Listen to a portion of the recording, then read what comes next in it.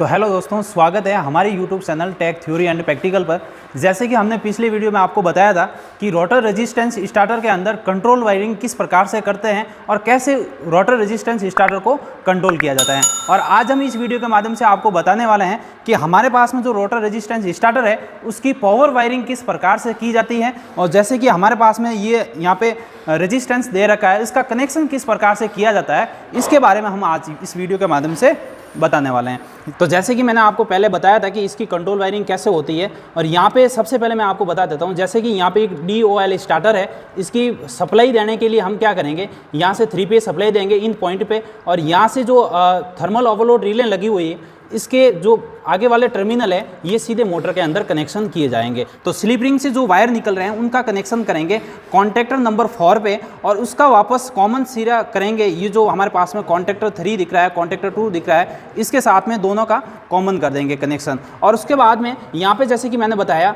यहाँ पे हम क्या करेंगे, जो हमारे पास में पावर सोर्स आ रहा है, सप्लाई आ रही है 3 फेज, उसको देंगे, और उसके बाद में यहाँ से मोटर को जोड़ देंगे।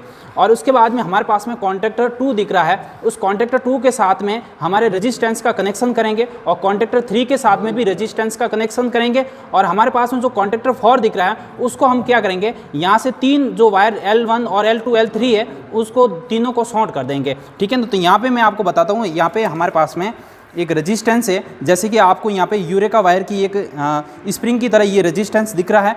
ये रेजिस्टेंस काम करेगा स्लिप रिंग मोटर का जो वाउंड रोटर होता है उसके बीच में ये सभी रेजिस्टेंस काम करेगा।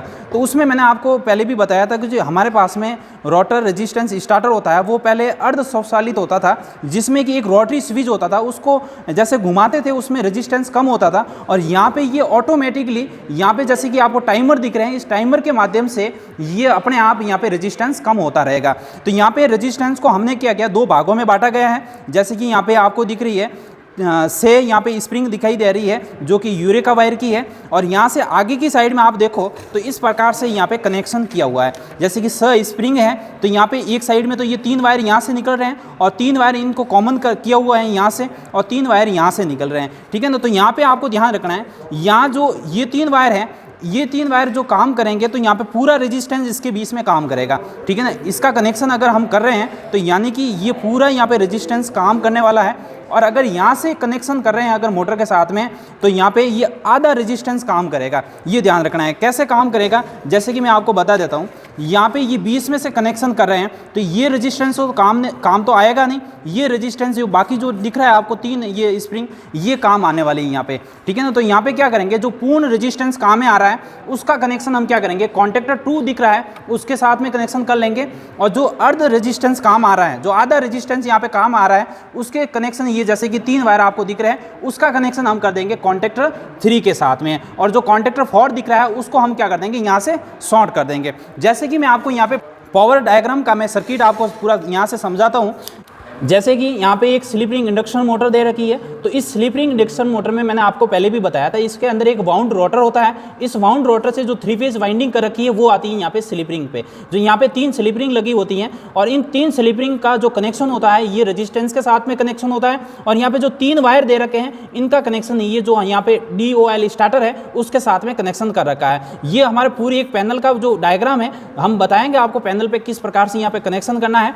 यहाँ पे फिलहाल आपको यहाँ पे ये समझना है कि जो हमारे पास में कॉन्टैक्टर 2 है, कॉन्टैक्टर 3 है, और यहाँ पे कॉन्टैक्टर 4 है।